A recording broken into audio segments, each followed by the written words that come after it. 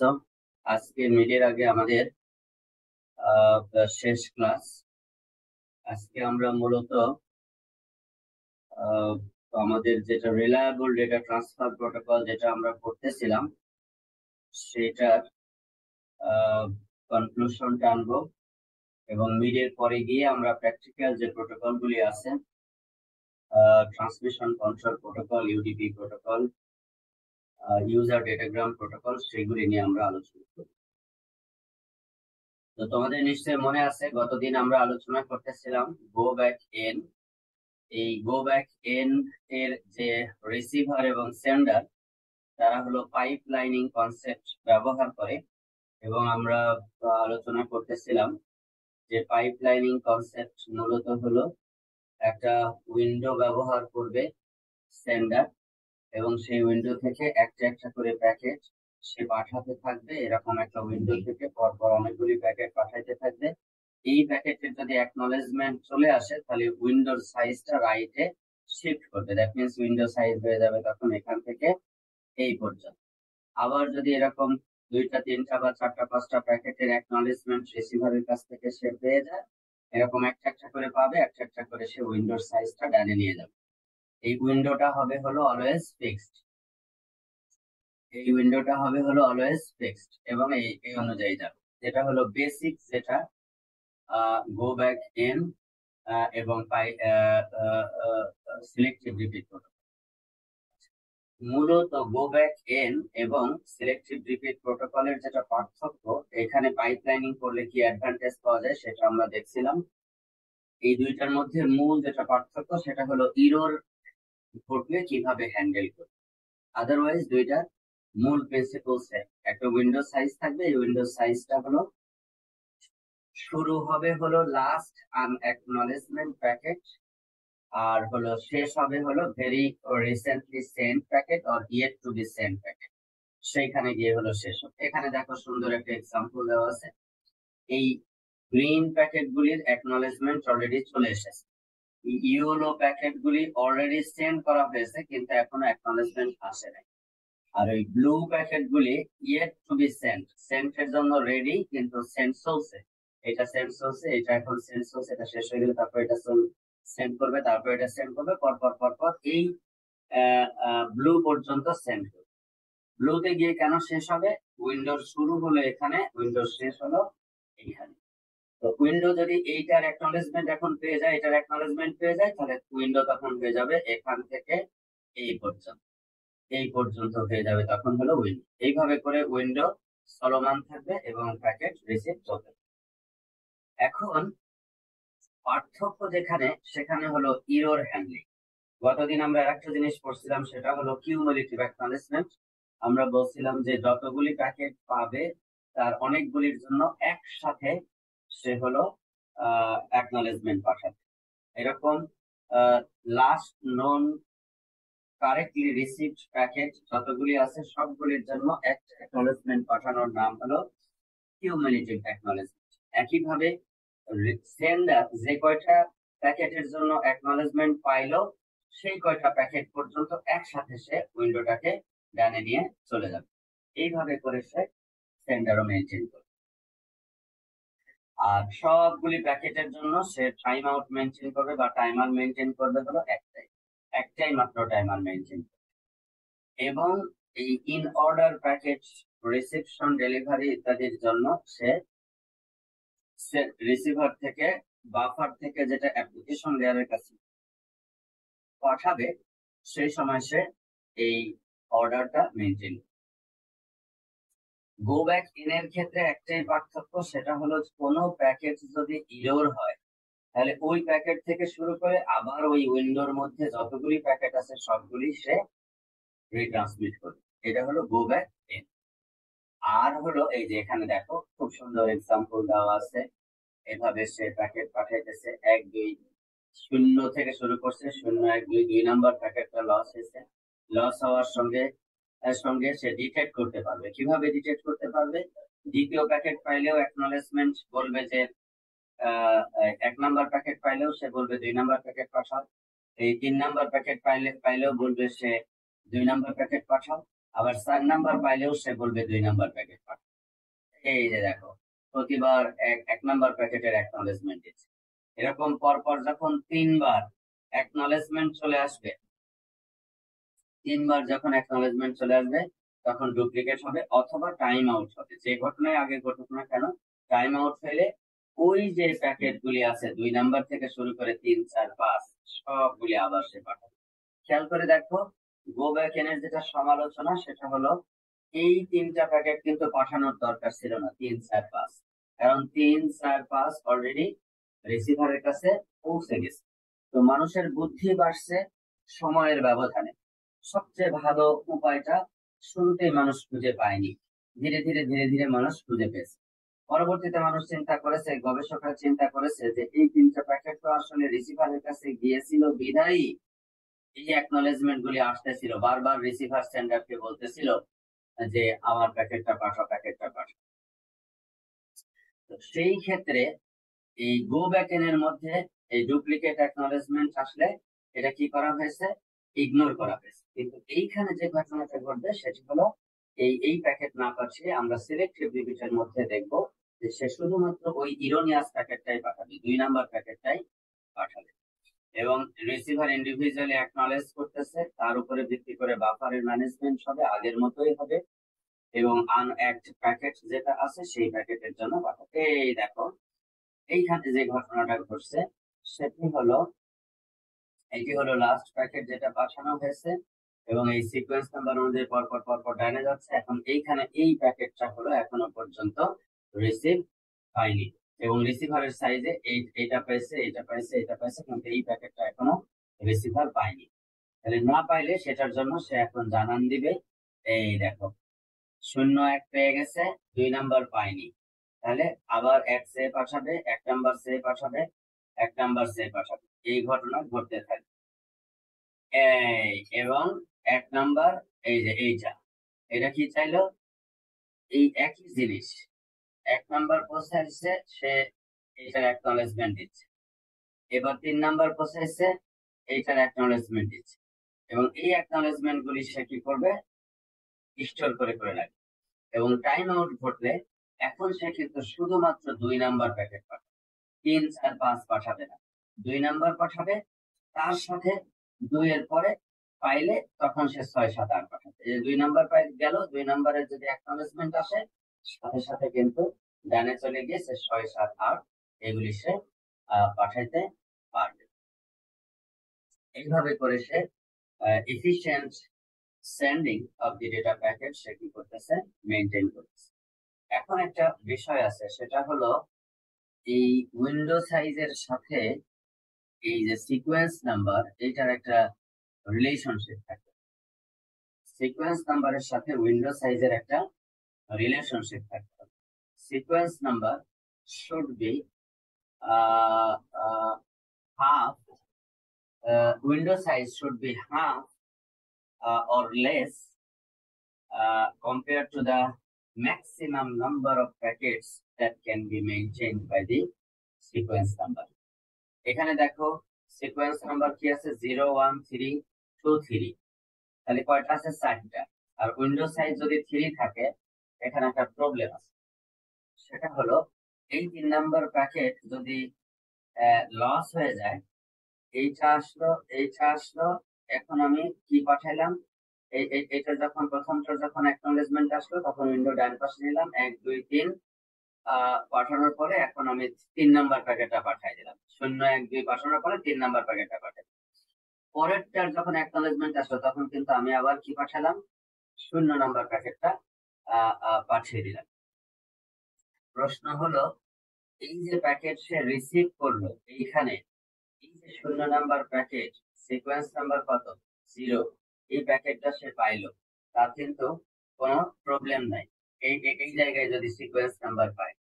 এখন দেখো প্রবলেম হবে কখন, যে প্রথম থেকে সবগুলি যদি লুজ হয়ে যায়, প্রথমটাও দ্বিতীয়টাও তৃতীয়টাও সবগুলি হারিয়ে গিয়েছে, তাহলে কি ঘটনা ঘটবে, এই টাইম আউট ঘটলে এই যে 0 প্যাকেটটা সে আবার পাঠালো, সে এখন কি ধরবে, সে যদি ডান পাশে চলে যায়, আসলে সে একটা করে রিসিভ করছে ডানে চলে যাচ্ছে, একটা করে রিসিভ করছে ডানে চলে যাচ্ছে, একটা করে রিসিভ করছে ডানে চলে যাচ্ছে।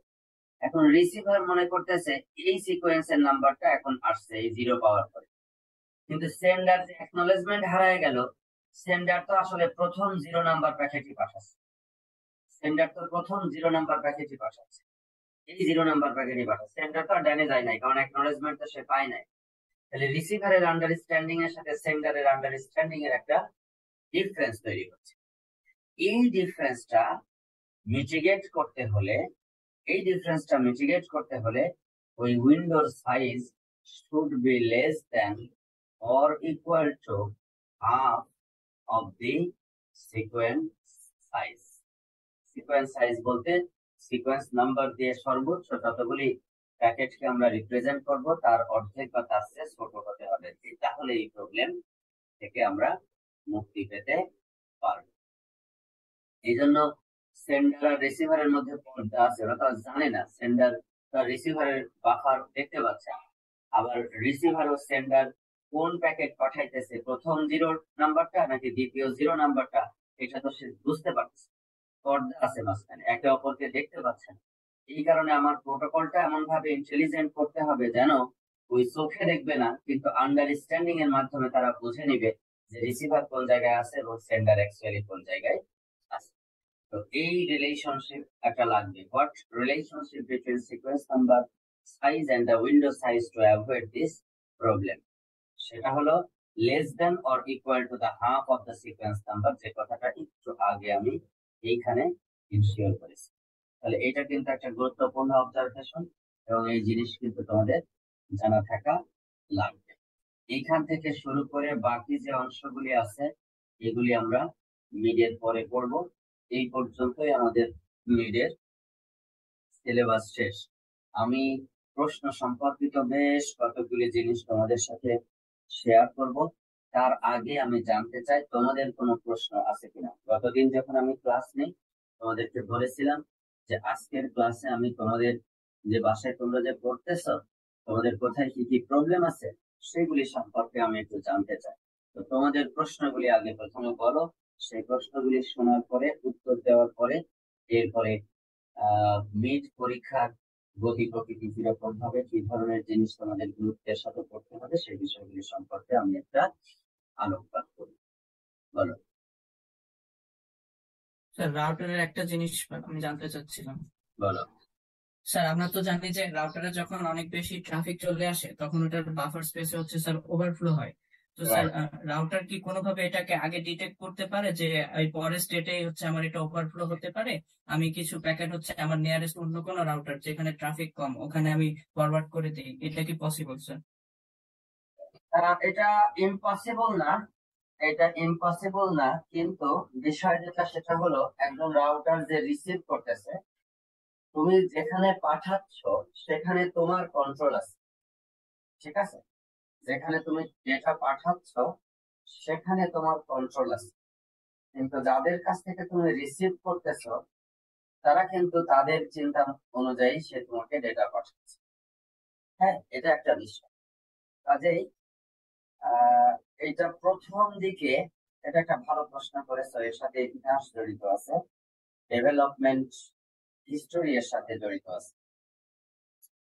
ডেভেলপমেন্ট হিস্টোরি হলো ডেভেলপমেন্টের যেটা হিস্টোরি সেটা হলো তুমি যে জায়গাটাতে গিয়ে আহ, আহ, ওই ওই ওই ডেটাটা তোমার স্টোর হচ্ছে একটা রাউটারে প্রচুর পরিমাণে, সেইখানে একটা সময় চিন্তা করা হতো যে লেয়ার 3, দ্যাট মিনস নেটওয়ার্ক লেয়ারে এই নোটিফিকেশনটা দেওয়া হবে। তো নেটওয়ার্ক লেয়ারে এই নোটিফিকেশনটা দিতে গেলে রাউটারের উপরে যে পরিমাণ কম্পিউটেশন এবং কমিউনিকেশন ওভারহেড বাড়ে, তাতে দেখা গেছে যে নেটওয়ার্কের যেটা ম্যানেজমেন্ট সেটা আসলে খুবই ডিফিকাল্ট হয়ে যাচ্ছে। দুইটা জিনিস তোমাদেরকে ছবি আঁকায় দেখায়। ধরো এই হলো রাউটার, এইখানে নেক্সট হপ রাউটার আছে, আবার এইখানে আর একটা নেক্সট হপ রাউটার আছে, এইখানে আর একটা নেক্সট হপ রাউটার আছে। এইভাবে করে ধরো কানেক্টেড, এরকম কানেকশন, এরকম কানেকশন। এখন খেয়াল করে দেখো, আমি যদি এই ধরনের একটা নেটওয়ার্ক কানেকশনের ক্ষেত্রে এমন ভাবে ম্যানেজমেন্ট করি যে আমার ডেটা এখান থেকে এখানে যাবে, তারপরে এখানে যাবে, এখানে যাবে, তারপরে ডেস্টিনেশনে যাবে, এই পথের এই রাউটারকে দিই। দেখো রাউটার কি কাজ করতেছে, এই প্যাকেটটা রিসিভ করতেছে, এর মধ্যে তিনটা লেয়ার আছে। এই তিনটা লেয়ারের মধ্যে ফিজিক্যাল লেয়ার আছে, ডেটা লিঙ্ক লেয়ার আছে, এবং নেটওয়ার্ক লেয়ার আছে। ফিজিক্যাল লেয়ারে ওই ডেটাটাকে তার রিসিভ করতে হচ্ছে, রিসিভ করে ফিজিক্যাল লেয়ারে সে রিসিভ করেছে সিগন্যাল, আইদার ইলেকট্রিক্যাল সিগন্যাল অথবা অপটিক্যাল সিগন্যাল অথবা ওয়্যারলেস হইলে ইলেকট্রোম্যাগনেটিক সিগন্যাল সে রিসিভ করেছে। রিসিভ করার পরে ওইটা থেকে সে ডিকোড করেছে, বিটে কনভার্ট করেছে। বিটে কনভার্ট করার পরে ওইটা প্যাকেট আকারে ডেটা লিঙ্ক লেয়ারের কাছে প্রোভাইড করেছে। ডেটা লিঙ্ক লেয়ারের এখন কাজ হলো ওই যে তোমরা এর আগের কোর্সে পড়েছো ইরোর ডিটেক্ট করা। ও ইরোর ডিটেক্ট করলো, ইরোর যদি ডিটেক্ট করতে পারে তাহলে সে এই প্যাকেট ফেরত দিবে, আর না হইলে এই প্যাকেটটাকে নেটওয়ার্ক লেয়ারের কাছে পাঠিয়ে দিবে। এবং নেটওয়ার্ক লেয়ারে গিয়ে ও সব তখন হলো আবার আরেকবার হেডারের মধ্যে ইরোর সেটিং করতেছে, এবং ওই প্যাকেটের হেডারের উপরে ভিত্তি করে ফরওয়ার্ডিং পদ্ধতি কি সেটা করতেছে। ফরওয়ার্ডিং এর জন্য যদি ফরওয়ার্ডিং টেবিলে যদি এন্ট্রি পায় তাহলে তো ভালো, আর যদি এন্ট্রি না পায় তাহলে আবার রাউটিং অ্যালগোরিদম চালাচ্ছে। ওই রাউটিং অ্যালগোরিদম চালিয়ে তখন সে বের করতেছে যে নেক্সট হপ রাউটার কোনটা হবে। এই নেক্সট হপ রাউটার যদি এইটা হয় তাহলে এইটাতে পাঠানোর জন্য সে প্যাকেটটা তৈরি করে নেটওয়ার্ক লেয়ার থেকে ডেটা লিঙ্ক লেয়ারে, ডেটা লিঙ্ক লেয়ার থেকে ফিজিক্যাল লেয়ারে পাঠিয়ে দিচ্ছে। তারপরে এই ডেটাটা আবার দেখো বিট থেকে সিগন্যালে কনভার্ট হয়ে তারপরে এখানে যাচ্ছে। আমি এই কথাগুলি এই জন্য অবতারণা করছি যে তাহলে একটা রাউটারের প্রতিটা প্যাকেটের জন্য কিন্তু অনেকগুলি প্রসেসিং ফাংশনালিটিস আছে। এই কারণে বিশ্বব্যাপী গবেষকরা এই রাউটার প্রতিটা রাউটারে প্যাকেজ প্রতি যে সমস্ত ফাংশন গুলি আছে সেগুলিকে কিভাবে মিনিমাইজ করা যায় সেজন্য চিন্তা চেতনা তৈরি করেছে। তো একটা পর্যায়ে কিছু নেটওয়ার্ক আছে, এটিএম নেটওয়ার্ক, তারপরে হলো তোমার ভার্চুয়াল প্রাইভেট নেটওয়ার্ক, এইগুলিতে করা হতো যে এই এই নেটওয়ার্ক লেয়ারেই কনজেশন হচ্ছে কিনা সেটা ডিটেক্ট করা এবং আপস্ট্রিম লিঙ্ক গুলিকে নোটিফাই করা। কিন্তু পরবর্তীতে এই ধরনের প্রোটোকল কিন্তু এস্টাবলিশ হতে পারে নাই। এস্টাবলিশ না হওয়ার পিছনের মূল কারণই হলো এইটা। কেন? এই লিঙ্ক স্পিড গুলি মারাত্মক ভাবে বেড়ে যাচ্ছে। এই ধরো মেগাবিট থেকে গিগাবিট, গিগাবিট থেকে tense of gigabit. Link speed যদি মারাত্মক ভাবে বেড়ে যায় তাহলে রাউটার গুলিকে ফাস্ট প্রসেসিং করতে হবে প্যাকেট, যেন যথেষ্ট পরিমাণ ডেটা এই লিঙ্কের উপর দিয়ে দিতে পারে। না হলে টাকা খরচ করবে মানুষ হাই স্পিড লিঙ্ক স্থাপনের জন্য, কিন্তু রাউটার গুলি যদি লেজি রাউটার হয় তাহলে রাউটার গুলি কিন্তু প্যাকেট এই রোডে পাঠাতে পারবে না।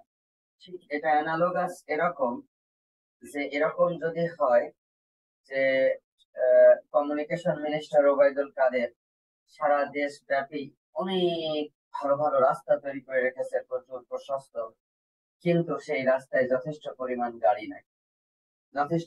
গাড়ি নাই, তাহলে কিন্তু গভর্নমেন্টের জন্য সেই রাস্তাগুলির পিছনে যে ইনভেস্টমেন্ট সেটা কিন্তু ইকোনমিক্যাল হবে না, অপটিমাল হবে না।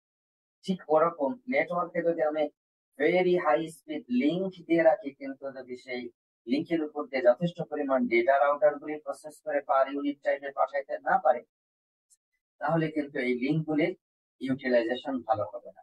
তো এই লিঙ্ক গুলির ইউটিলাইজেশন বাড়ানোর জন্য রাউটার থেকে এই কনজেশন হ্যান্ডলিং এর কাজটা বের করে নিয়ে আসা হয়েছে, এবং এটা টোটালি এন্ড টু এন্ড।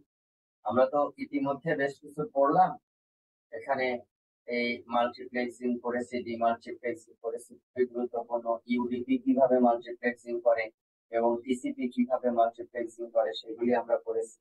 এবং তুমি জানো যে টিসিপি এবং ইউডিপি এই প্রোটোকল গুলি চলতেছে হলো end host, that means end to end congestion control.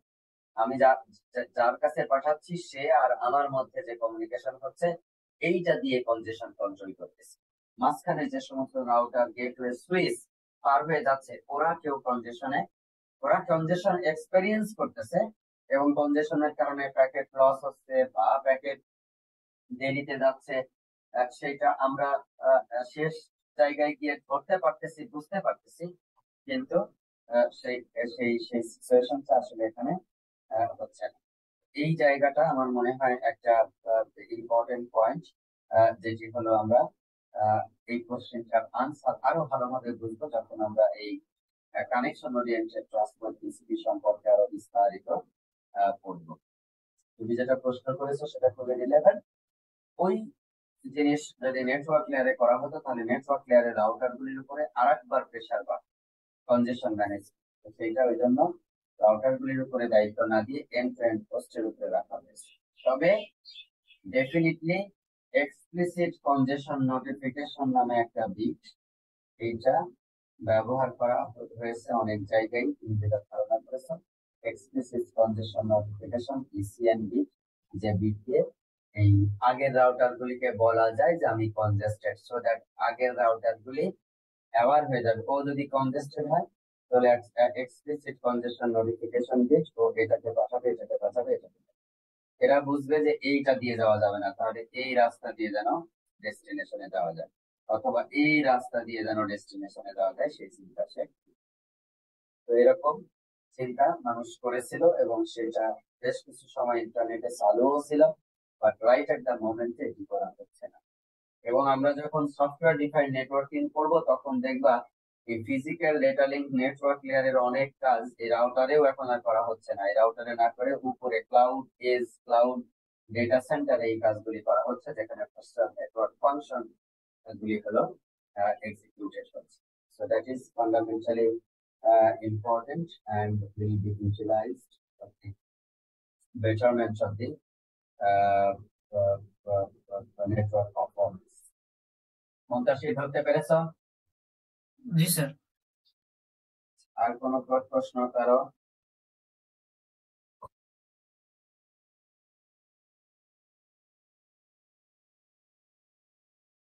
কবিরাতন Umme Oishi লেখাপড়া করতেছ?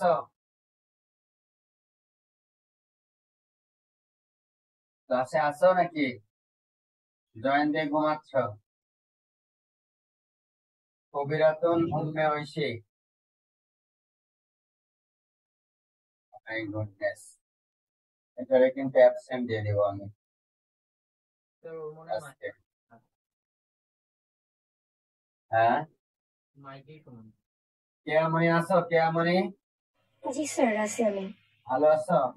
জি স্যার, আলহামদুলিল্লাহ। আপনি ভালো আছেন? আছি আলহামদুলিল্লাহ। লেখাপড়া করতেছো ঠিক মতো?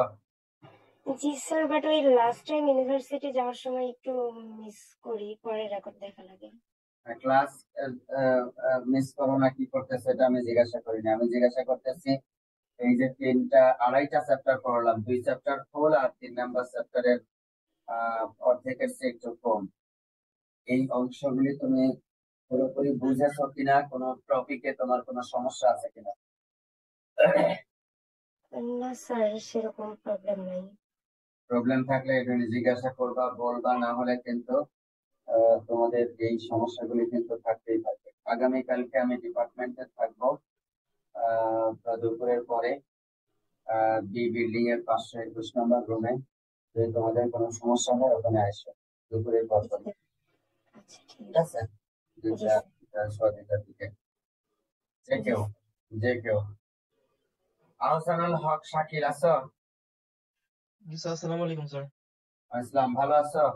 জি স্যার, আলহামদুলিল্লাহ ভালো আছি স্যার। ভালো বুঝতেছো আছেন? বুঝতেছো প্রত্যেকটা টপিক?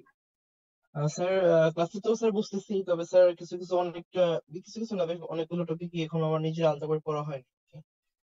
এগুলো এগুলি একটু করতে পড়তে হবে, হবে। করতে হবে, করতে হবে, কারণ এগুলি কিন্তু আমি প্রথম থেকে বলতেছি এই কোর্সটা কিন্তু খুব গুরুত্বপূর্ণ। এবং তোমরা যখন সফটওয়্যার লিখবা, প্রোগ্রাম ডেভেলপমেন্ট করবা, কোনো হাউসে কাজ করবা, তখনও কিন্তু তোমাদের এই কনসেপ্ট গুলি খুব কাজে লাগবে। কারণ টিসিপি কানেকশন তৈরি করতে হবে, সেই অনুযায়ী ডেটা পাঠাইতে হবে, ওই কানেকশনের ম্যানেজমেন্ট তোমাকে দেখতে হবে, ডেটা কিভাবে কমিউনিকেটেড হয়, সেই সেই ফরম্যাট, সেই স্ট্রাকচার সম্পর্কে তোমার কমপ্লিট ধারণা থাকতে হবে। আদারওয়াইজ কিন্তু তুমি ডেভেলপমেন্ট গুলি আসলে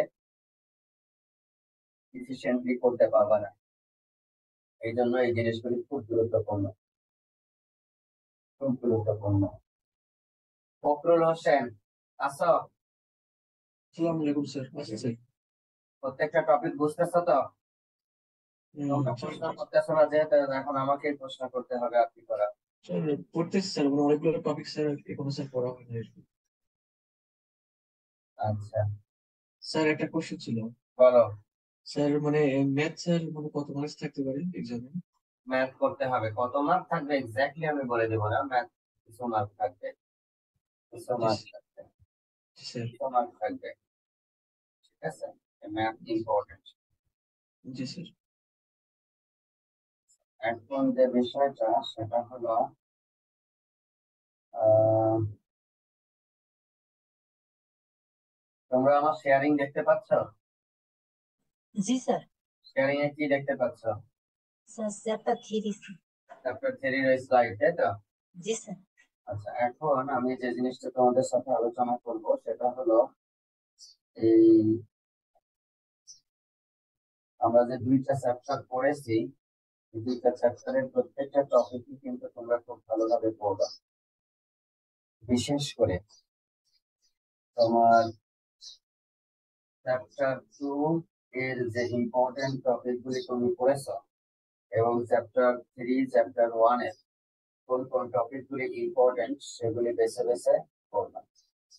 দেখো, তোমাদেরকে আমরা চ্যাপ্টার 2 তে প্রক্সি সার্ভার সম্পর্কে বিস্তারিত পড়েছি। প্রক্সি সার্ভার ব্যবহার, এর এর এর এর এর এর এর গঠন কিভাবে হবে, ওয়ার্কিং প্রিন্সিপল কিভাবে হবে, এগুলি খুব ভালোভাবে প্রিপারেশন নিয়ে যাবে। এবং এই সম্পর্কিত যে এক্সাম্পল এবং এক্সারসাইজে যে রিলেটেড প্রবলেম গুলি তোমাদেরকে আমি হোমওয়ার্ক হিসাবে দিয়েছি, ক্লাস তোমরা করেছো, সেগুলি পড়ে যাবা। তোমাদের মনে আছে কুকিজ পড়িয়েছি আমি? হ্যাঁ, এইচটিটিপি কুকিজ। জি স্যার। এইচটিটিপি কুকিজ, ওখানে পারসিস্টেন্ট এইচটিটিপি এবং নন পারসিস্টেন্ট এইচটিটিপি সম্পর্কে খুব ভালো ধারণা নিয়ে যাবে। এবং কুকিজ কোথায় ব্যবহার করি, কেন ব্যবহার করি, কোন ক্ষেত্রে দরকার হয়, ওইটার অপারেশন প্রিন্সিপল কি, সে সম্পর্কে খুব ভালোভাবে পড়ে যাবে। একটু আগে এই যে যে প্রশ্নটা করলো, যে বিভিন্ন ম্যাথমেটিক্স, আমরা দেখো একটা জায়গা থেকে আরেকটা জায়গায় যদি ডেটা পাঠাইতে চাই, বিভিন্ন ধরনের ডেটা রেট এবং ডিলে ক্যালকুলেশন করার প্রশ্ন আসে, তাই না? ওইখানে আছে হলো আমার আমার ট্রান্সমিশন ডিলে, প্রোপাগেশন ডিলে, তারপরে হলো কিউইং ডিলে, প্রসেসিং ডিলে। তো আমি যদি কিউইং ডিলে, প্রসেসিং ডিলেটাকে ওভারলোড করতে পারি, তাহলে ট্রান্সমিশন ডিলে এবং প্রোপাগেশন ডিলে মূলত ডমিনেট করে। তো এই ধরনের একটা সিচুয়েশনে ডাইরেক্ট লিঙ্কের ডিলে ক্যালকুলেশন আর মাল্টিপল হোক, এক থেকে একটা রাউটার, তারপরে একটা রাউটার, তারপরে একটা রাউটার, এরকম ভিজিট করে করে গেল, তাহলে শেষ পর্যন্ত কত ট্রান্সমিশন ডিলে হবে, এই সমস্ত বের করা রিলেটেড যে প্রবলেমগুলি আমরা করেছিলাম সেগুলি সম্পর্কে ভালো প্র্যাকটিস তোমরা করে যাবে। এরপরে দেখো আমরা কতগুলি জিনিস তোমাদের পড়িয়েছি। ইরর কিভাবে ডিটেক্ট করতে, ইউডিপির ক্ষেত্রে কিভাবে ইরর ডিটেক্ট করে, টিসিপির ক্ষেত্রে কিভাবে ইরর ডিটেক্ট করে, চেক সামটা কিভাবে ইমপ্লিমেন্ট করতে হয়, কত বিটের ইরর ওইটার মাধ্যমে আমরা ডিটেক্ট করতে পারি, কত বিটের ইরর আমরা এটার মাধ্যমে ডিটেক্ট করতে পারি এবং এটা কিভাবে করা হয় সেই সম্পর্কে বইয়ে যেগুলি টপিক আছে সেটা পড়বা। আবার এক্সারসাইজে যে প্রবলেমগুলি, রিলেটেড প্রবলেমগুলি আছে সেগুলিও কিন্তু ভালোভাবে পড়ে যাবে। আর 2 নাম্বার চ্যাপ্টারে বেশ কতগুলি ইম্পর্টেন্ট প্রোটোকল পড়েছি। তার মধ্যে একটা হলো ডিএনএস, একটা হলো এসএমটিপি, আর একটা হলো আইম্যাপ, আর একটা হলো POP3, আর একটা হলো FTP। এই প্রোটোকল গুলি সম্পর্কিত HTTP, SMTP, DNS, iMap, POP3, এই প্রোটোকল গুলি সম্পর্কিত যে ওয়ার্কিং প্রিন্সিপল গুলি আছে সেগুলি কিন্তু খুব ভালোভাবে দেখে যাবে। আইম্যাপের এবং POP3 এর মধ্যে পার্থক্য, এসএমটিপি কিভাবে কাজ করে, ডিএনএস কিভাবে কাজ করে, ডিএনএস কি সেন্ট্রালাইজড ডেটাবেস নাকি ডিস্ট্রিবিউটেড ডেটাবেস, কেন সেন্ট্রালাইজড না কেন ডিস্ট্রিবিউটেড, এই যে আন্ডারস্ট্যান্ডিং গুলি এগুলি খুব ভালোভাবে পড়ে যাবা, সো দ্যাট তুমি পুরো জায়গাটাতে তোমার একটা মাস্টারি তুমি যেন নিয়ে আসতে পারো। আরেকটা হলো এই যে তোমার একটু আগে যে কোশ্চেনটা করেছিল, সেটা হলো যে আমাদের একটা রাউটারে মন্তাশির করেছিল, রাউটারে যদি ডেটা আসতেই থাকে এবং আমি যদি ডেটা পাঠাইতে না পারি তাহলে কি হবে, ওইখানে ট্রাফিক ইন্টেন্স হয়ে যাবে। আমরা বলি ট্রাফিক ইন্টেন্সিটি, মানে হলো কি প্রচুর পরিমাণ লোড বেড়ে যাচ্ছে, ট্রাফিকের সাইজ বেড়ে যাচ্ছে, কিন্তু আমার ডেটা রেট ফিক্সড হয়ে আছে। ডেটা রেট যদি ফিক্সড হয়ে যায়, আউটগোয়িং ডেটা রেট যদি ফিক্সড থাকে আর ইনকামিং ডেটার পরিমাণ যদি বেড়ে যায়, তাহলে আমার ডিলে মারাত্মকভাবে বেড়ে যাবে। তো এই সমস্ত ক্ষেত্রে কি ঘটনা ঘটবে, কিউইং ডিলে কিভাবে বাড়বে এবং এই ট্রাফিক ইন্টেন্সিটি আমরা কিভাবে কমাইতে পারি সেই সম্পর্কিত যে পদ্ধতিগুলি আছে এগুলি খুব ভালোভাবে তোমরা পড়ে যাবে। তো এটা হলো আমার একটা তোমাদের কাছে একটা আর্জি, যেটা সেটা হলো যে সিগনিফিকেন্টলি যে টপিকগুলি আমরা এখানে আলোচনা করেছি সেগুলি সম্পর্কে তোমরা ভালোভাবে প্রিপারেশন নিবা, যেন ভালো একটা পরীক্ষা তোমরা দিতে পারো এবং সত্যিকার অর্থে নেটওয়ার্কিং এর যে টপিক গুলি আছে, এই দেখো এখানে সেকশন কিভাবে তৈরি করতে হয়, এটা কত বিটের ইরো ডিটেক্ট করা যায়, কিভাবে করা যায় সেগুলি সম্পর্কে, ইউডিপি এবং টিসিপি এর মধ্যে মূল পার্থক্যটা কোথায় সেটা দেখো, এবং এই যে মাল্টিপ্লেক্সিং আছে, ইউডিপির মাল্টিপ্লেক্সিং আর টিসিপির মাল্টিপ্লেক্সিং এর মধ্যে কি পার্থক্য আছে এবং কিভাবে করা হয় সেটা সম্পর্কে ভালো ধারণা নিয়ে যাবা। আর এমনিতে ফান্ডামেন্টাল যে টপিক আছে সেগুলি ডেফিনেশন সম্পর্কে তো তোমরা ধারণা নিবাই। তো আজকে আমার এ পর্যন্তই। আমি